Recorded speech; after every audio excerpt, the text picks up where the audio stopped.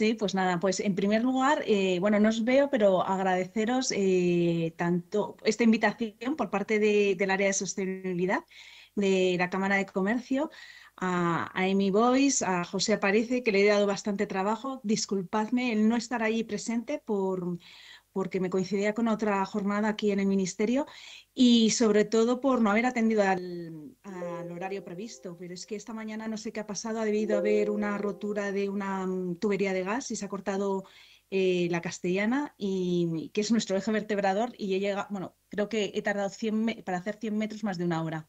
Así que nada, pero bueno. Me ha encantado escucharos y os voy a comentar un poquito ahora también lo que se está haciendo desde las administraciones, desde el panorama internacional en cuestiones de economía circular.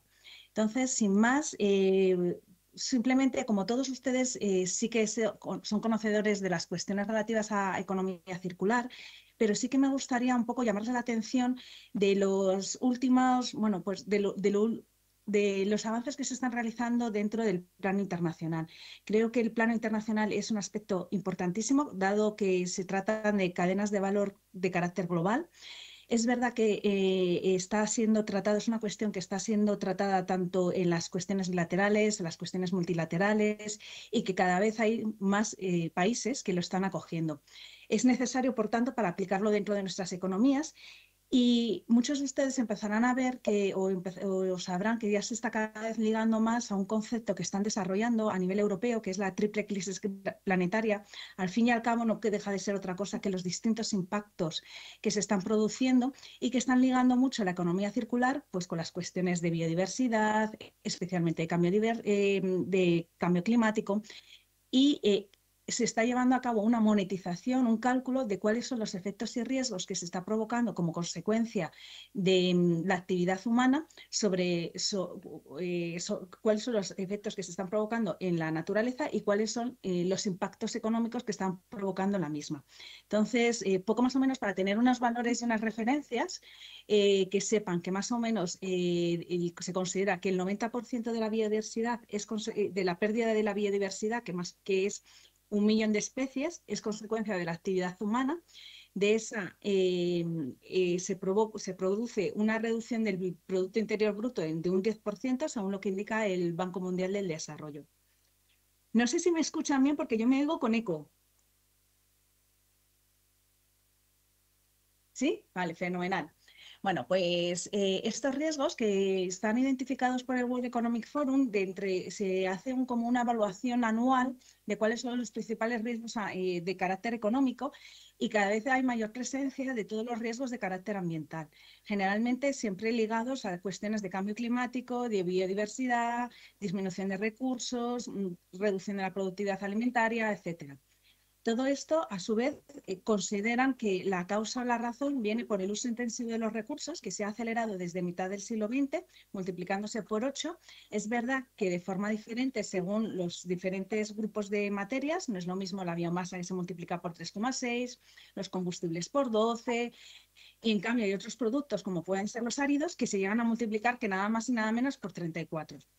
Bueno, pues otra de las cuestiones que nosotros solemos comentar, porque sí que es verdad que se está elevando todas las cuestiones de sostenibilidad dentro de los comités de dirección para establecer estas políticas de estrategias, es un poco indicar cuál es la evolución de los costes que tiene una empresa. Entonces, en este sentido, existe un ensayo muy interesante realizado por el Centro de Recursos de la Eficiencia de Recursos alemán, que en 20 años analizaron cuál es la evolución de los costes de los insumos, y observaron que por acopio de materiales se había producido un incremento de 10 puntos porcentuales entre el 93 y el año 2013. Inversamente proporcional disminuyeron los costes sociales y se mantuvieron los costes energéticos en ese momento, que no deja de ser una cuestión que demuestra la necesidad de trabajar en economía circular. Bueno, pues bien, ¿cuál es la respuesta que ha tenido la Administración? Bueno, pues en principio, como todos conocen, nosotros nos regimos mucho por las políticas públicas a nivel europeo. Dentro de Europa ha habido como 3 fases diferenciales. Una primera de eficiencia de los recursos. Después hubo una aproximación y un enfoque más holístico, que más transversal, y que introducía de forma horizontal en todas las políticas, que es con la economía circular. surge fundamentalmente en el año 2015 un primer plan de acción y se completa con un segundo plan de acción en este periodo y que finaliza en este mandato. De hecho, también deben de tener consideración que dentro de que se está solicitando por parte del Consejo de la Unión Europea a la Comisión, al próximo mandato de la Comisión, que exista un tercer plan de acción de economía circular. ¿Qué tiene estos elementos? Bueno, ¿qué tienen estos planes? Bueno, pues en estos planes hay dos partes diferenciadas. Una parte que corresponde fundamentalmente se trabaja en la parte de residuos, que es la parte del primer plan de acción, pero como muy bien se ha dicho, no es necesario, o sea, lo que no hay que hacer es trabajar en soluciones al final del proceso, cuando ya las soluciones están muy acotadas. Entonces ya se empiezan a iniciar y se empiezan a introducir una serie de modificaciones o de normativas para mejorar cuestiones relacionadas con la producción. Aquí, por ejemplo, tenemos el reglamento de fertilizantes, que introduce la fin de condición de residuo para determinados materiales de residuos para la introducción en los CMC. Estaban hablando de compostaje, pues bueno, pues indudablemente uno de los sectores de acogida de estos compost es la agricultura. Luego, por otro lado, también se empieza a hablar también de la regeneración de las aguas, bien para la recarga de acuíferos, para el riego, que es otra de las cuestiones que he oído que se ha hablado en la mesa sobre esa economía regenerativa.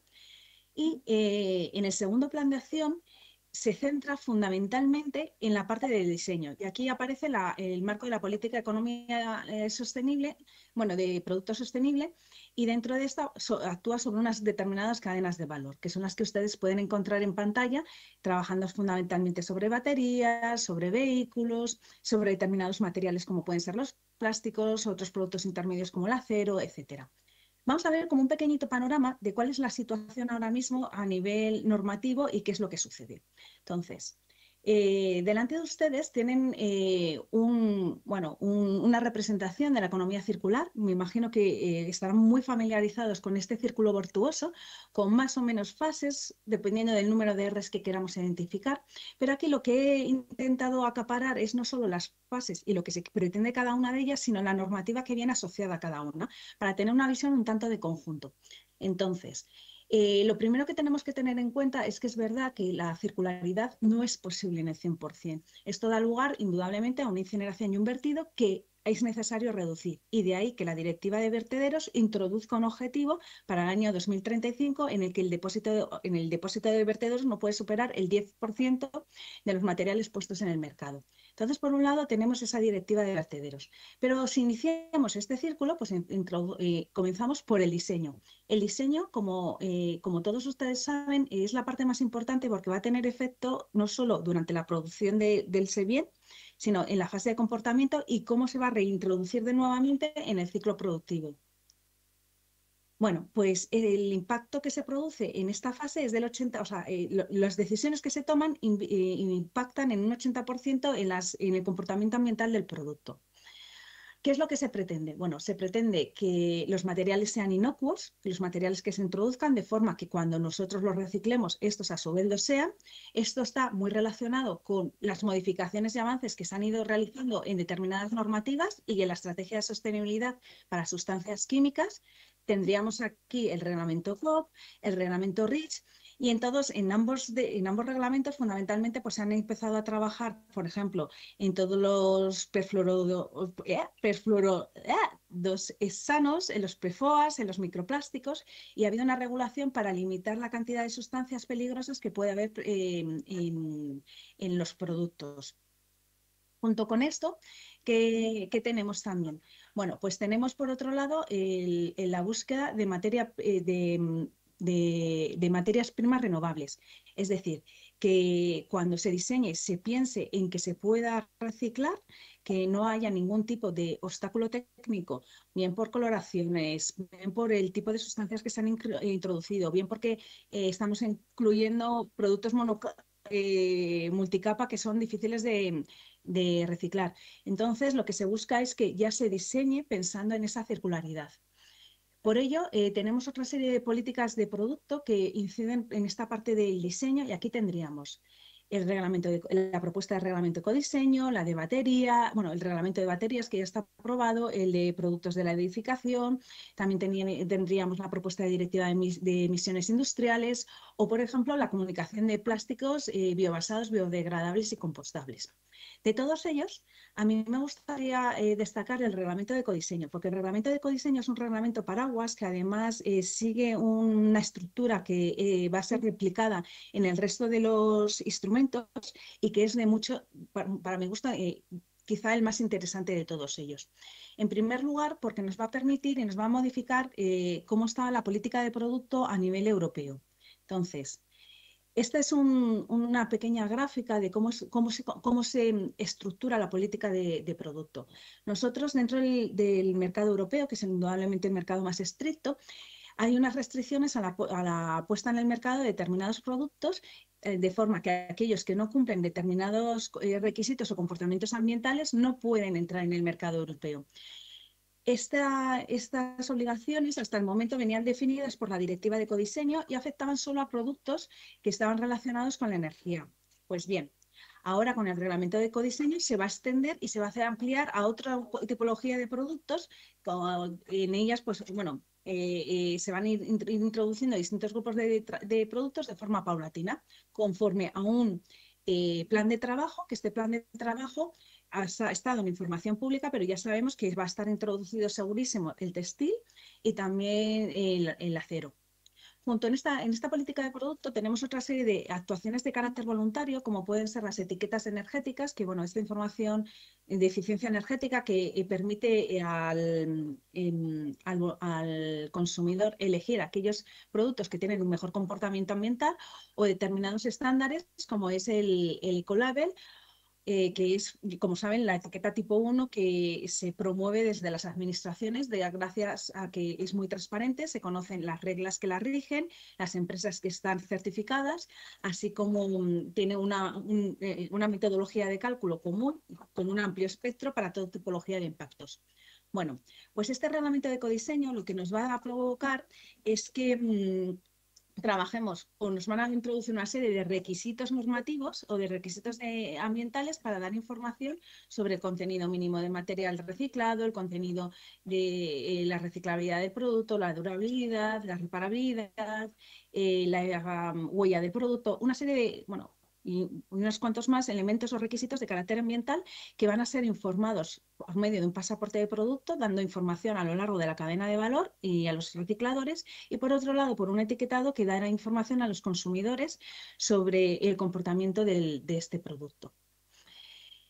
¿Qué otras fases tenemos? Bueno, tenemos la producción eficiente, que aquí tendríamos la eficiencia de los materiales. Es verdad que tecnológicamente estamos alcanzando prácticamente el techo para determinados productos, para determinadas producciones, con lo cual la capacidad de mejora queda reducida para determinados productos. También aquí encontraríamos toda la inclusión de subproductos o fin de condición de residuo.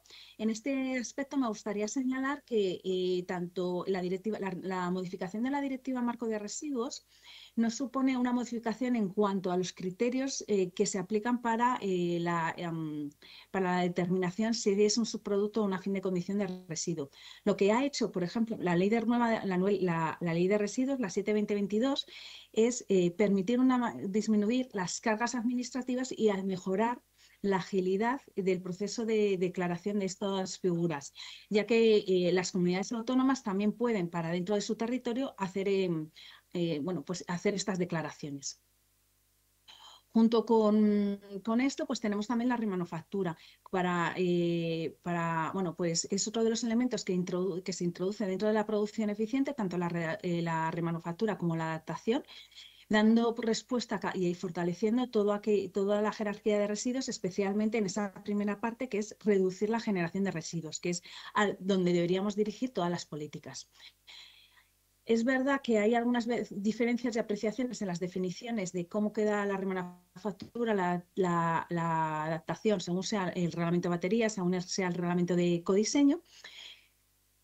Una tercer eslabón sería el consumo sostenible. En este consumo sostenible se va a dar, bueno, pues aquí tendríamos, por ejemplo, no solo las políticas de producto que ahí están puestas a su derecha, sino también toda la propuesta de alegaciones medioambientales, las de la propuesta también de derecho a la reparación, que introducen mejoras para que se pueda permitir tanto, no solo la reparación, sino para que también exista una mayor transparencia y bueno, se evite el greenwashing.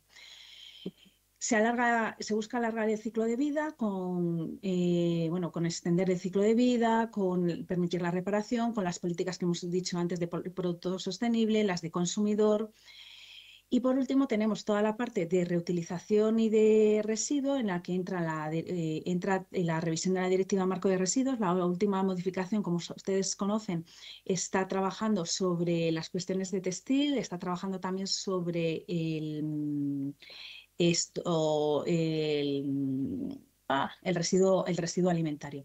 Y déjenme, porque me pidió José que os comentase un poco cuál era la situación y tengo que buscar ya mi chuletario y les digo un poco cómo está cada una de las directivas. Y a ver, la de empoderamiento de consumidores ha aprobado en marzo del 2024, se inicia el periodo de transposición. La revisión del reglamento de traslados está adoptado en abril del 2024. La de emisiones industriales está adoptado por el Consejo en abril del 2024. La CLP, que es de clasificación etiquetado y envasado, está aprobado por plenario del Parlamento Europeo en abril del 2024. Las reglas comunes para la promoción para la reparación está votado en el plenario en el Parlamento Europeo en abril del 2024. A ver, ¿qué más? Y me parece que con esto se queda todo. Y así, bueno, ya tienen una visión de cuál es la situación actual en el marco normativo. ¿Qué es lo que estamos haciendo a nivel España? Bueno, pues a nivel España, lo que me gustaría primero resaltar es cuál es nuestra situación actual. Aunque nosotros no lo tenemos considerado como uno de los indicadores porque ha surgido un poco más tarde, en este segundo plan de acción se establece un objetivo por primera vez de economía circular. Bien es verdad que es un objetivo de carácter europeo, que es la tasa de circularidad. Bueno, pues la tasa de circularidad, el objetivo va a ser el duplicarla para el año 2030. Lamentablemente, solo se ha avanzado en 0,1 puntos desde que se aprobó, y 0,3 tomando el año de referencia, que es el año 2015. ¿Cómo está esta tasa en el caso de España? Bueno, pues en España hemos descendido en esta tasa de circularidad. Estamos por debajo de la media de la Unión Europea, por encima de la media mundial, pero lamentablemente después del COVID pues ha habido un reajuste de los mercados bueno, que ha provocado una reducción de la tasa. Por lo cual es cada vez más importante el empezar a aplicar estrategias de economía circular. ¿Para qué? Pues para mejorar esta tasa en la que intervienen dos elementos. Por uno, el consumo nacional de materiales, que nos lleva o bien a una eficiencia de los materiales o una reducción del uso de los materiales, por ejemplo, utilizando la servitización. Y por otro lado, mejorando también todo lo que corresponde con la reciclabilidad, el tratamiento y gestión de los residuos para devolver más productos o más materiales al ciclo productivo. ¿Cómo lo tenemos desarrollado en España? Bueno, pues la Ley de Residuos en el artículo 12 establece la obligación por parte de la Administración General del Estado de contar y disponer de planes de acción. Esta obligación tiene carácter nacional, es verdad que es voluntaria de forma en el plano autonómico. En el caso de España, para establecerlo, previamente se aprobó una estrategia española de economía circular, que es un documento dogmático a largo plazo, España 2030, en la que se establecen los objetivos que se quieren alcanzar en economía circular, siendo el primero de ellos reducir el 30% del consumo nacional de materiales en relación con el PIB y tomando como año de referencia el año 2010. A partir de este objetivo se encadenan una serie de objetivos que buscan reducir la generación de residuos o mejorar la gestión y tratamiento de los mismos, especialmente de aquellos que contribuyen con mayor peso el cambio climático. Por eso hay una especial dedicación, una especial referencia o significación respecto a los residuos alimentarios. Bien, es verdad que tenemos además los objetivos, bueno, que los objetivos en materia de clima han sido cada vez más estrictos y que es necesario alcanzar esta sociedad descarbonizada que nos llama la política de clima. De ahí el que se trabaje en estos flujos. Junto con ello tenemos una serie de orientaciones estratégicas que se dividen en tres tipologías de sostenibilidad: en la sostenibilidad económica, ambiental y social, que son en las distintas tres patas en las que hay que trabajar. Estas orientaciones estratégicas son los elementos que deben permeabilizar dentro de las distintas políticas de la Administración General del Estado, y que así se contempla en el plan de acción que vamos a hablar un poquito más adelante. Y aquí me gustaría hacer un pequeño llamamiento a que nosotros tenemos un pacto de economía circular. Este pacto tiene un decálogo cuyos principios se rigen por estas orientaciones estratégicas, y lo que buscan es introducirlas dentro de las políticas propias de las empresas para permitirles adaptarse a la economía circular y a la nueva situación que se va a ir desarrollando. La estrategia se prioriza determinados sectores. Estos sectores son los que mayor impacto tienen, bien sea por el volumen de productos puestos en el mercado, por el tratamiento y gestión de estos residuos, y por el impacto que tienen estos residuos, y de ahí el seleccionar estos sectores. Obliga a que los planes de acción incluyan todas estas líneas de actuación y medidas que están representadas en la diapositiva. Los planes de actuación son planes de actuación de carácter trienal, permiten la materialización de la Estrategia Española de Economía Circular, y no deja de ser otra cosa que una conjunción de medidas de economía circular, porque son impulsadas por los distintos ministerios de la Administración General del Estado. A día de hoy hemos concluido el primer plan de acción. Vamos a iniciar en breve, estamos en una fase avanzada de elaboración del segundo plan de acción, y para que se hagan una idea del alcance de este plan de acción, pues en el periodo anterior afectó a 12 ministerios y hubo 40 unidades ministeriales que estuvieron involucradas. Esto es el sistema y el modelo de gobernanza que sigue la estrategia de economía circular. Y tenemos una serie de indicadores que son semejantes a los que están publicados por parte de la Unión Europea en el caso de la estrategia, y en el caso del plan de acción son un poquito diferenciados por cada uno de los ejes y líneas de actuación que hemos visto anteriormente, y nos permiten entonces ver esa evolución para estas líneas de actuación. Y nos permite conocer la evolución de cómo estamos trabajando o cómo se está avanzando en cada uno de ellos. Y sin más, pues nada, darles las gracias. Disculpadme nuevamente por no poder estar con ustedes al inicio de la jornada. Seguro que ha sido muy fructífera, y muchas gracias a la Cámara de Comercio de Valencia por ofrecernos este espacio y el poder compartir los trabajos que estamos haciendo desde la Administración General del Estado.